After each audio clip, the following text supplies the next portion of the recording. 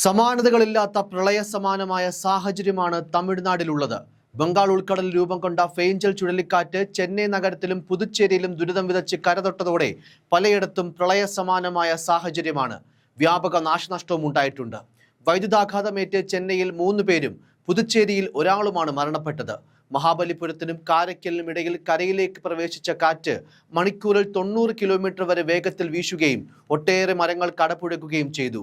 വീടുകൾക്കും നാശനഷ്ടമുണ്ടായി. എന്തായാലും നിലവിൽ പ്രദേശങ്ങളിലെ റെഡ് അലർട്ട് പിൻവലിച്ചിട്ടുണ്ട്. ചുഴലിക്കാറ്റിന്റെ തീവ്രത ഗണ്യമായി കുറഞ്ഞുവെന്നതും ആശ്വാസമാകുന്നു. കാറ്റിന് മുന്നോടിയായി പെയ്ത കനത്ത മഴയിൽ ചെന്നൈ നഗരത്തിലെ പ്രധാന റോഡുകളും വെള്ളക്കെട്ടിലായി.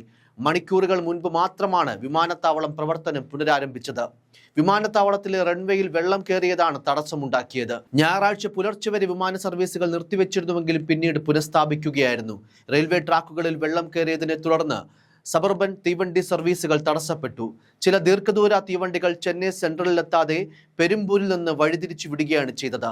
പുതുച്ചേരിയിലും പലയിടങ്ങളിൽ വെള്ളം കയറി.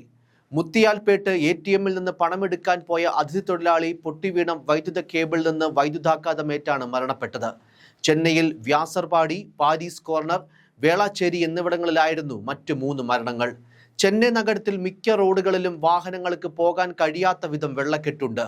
വീടുകളിലേക്ക് വെള്ളം കയറാൻ തുടങ്ങിയതോടെ സൈന്യവും NDRF സംഘവും രക്ഷാപ്രവർത്തനത്തിനെത്തി. നിരവധി പേരെ പുനരധിവാസ കേന്ദ്രങ്ങളിലേക്ക് മാറ്റിപ്പാർപ്പിച്ചു. മാത്രമല്ല, നഗരങ്ങളിലെ ഓടകൾ നിറഞ്ഞൊഴുകാൻ തുടങ്ങിയതോടെ പകർച്ചവ്യാധി ഭീഷണിയുമുണ്ട്.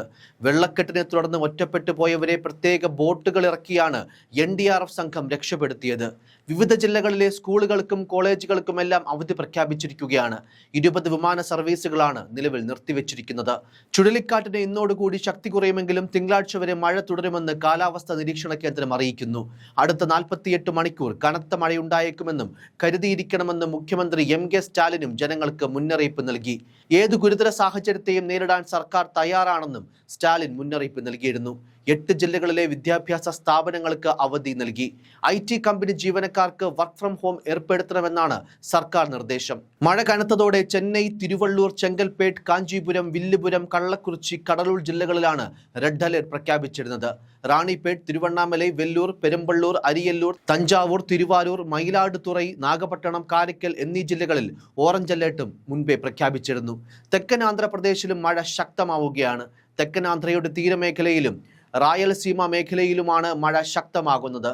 നെല്ലൂർ, കടപ്പ, അന്നമയ്യ, തിരുപ്പതി, ചിറ്റൂർ ജില്ലകളിൽ മണിക്കൂറിൽ 50 കിലോമീറ്റർ വേഗതയിൽ കാറ്റിനും സാധ്യതയുണ്ട്. തിരുപ്പതിയിൽ കനത്ത മഴയാണ് പെയ്യുന്നത്. ചുഴലിക്കാറ്റിന്റെ ശക്തി കുറഞ്ഞ് വടക്കൻ കേരളത്തിലൂടെ അറബിക്കടലിലെത്താനാണ് സാധ്യത. എന്നാൽ കേരളത്തിലെത്തുന്ന കാറ്റിന് ശക്തിയുണ്ടാകില്ല എന്നതാണ് ആശ്വാസമാകുന്നത്. എന്നാൽ ഇനിയുള്ള 2 ദിവസവും കേരളത്തിൽ ശക്തിയായ മഴയ്ക്ക് സാധ്യതയുണ്ട്. എന്തായാലും സമാനതകളില്ലാത്ത വിധം തമിഴ്നാടിനെ മുൾമുനയിൽ നിർത്തിയ ഫേഞ്ചൽ ചുഴലിക്കാറ്റിന്റെ ശക്തി കുറഞ്ഞുവെന്നുള്ളതാണ് ഏറ്റവും ഒടുവിലായി പുറത്തുവരുന്ന വിവരം. റെഡ് അലേർട്ടും പിൻവലിച്ചിട്ടുണ്ട്. ഇന്നലെ രാത്രി 11 മണിയോടെയാണ് പൂർണ്ണമായും ചുഴലിക്കാറ്റ് കരയിൽ പ്രവേശിച്ചത്. മീനമ്പക്കത്താണ് ഏറ്റവും കൂടുതൽ മഴ റിപ്പോർട്ട് ചെയ്തതും. കഴിഞ്ഞ ദിവസം രാവിലെ 8:30 മുതൽ വൈകുന്നേരം 5:30 വരെയുള്ള കണക്കുകൾ പ്രകാരം 114.2 മില്ലിമീറ്റർ മഴ റിപ്പോർട്ട് ചെയ്തിരുന്നു. ഇത് സംസ്ഥാനത്തിന് തന്നെ ഇതുവരെയുള്ള കണക്കുകളിലെ റെക്കോർഡ് മഴ കൂടിയാണ്. News desk, focus news TV.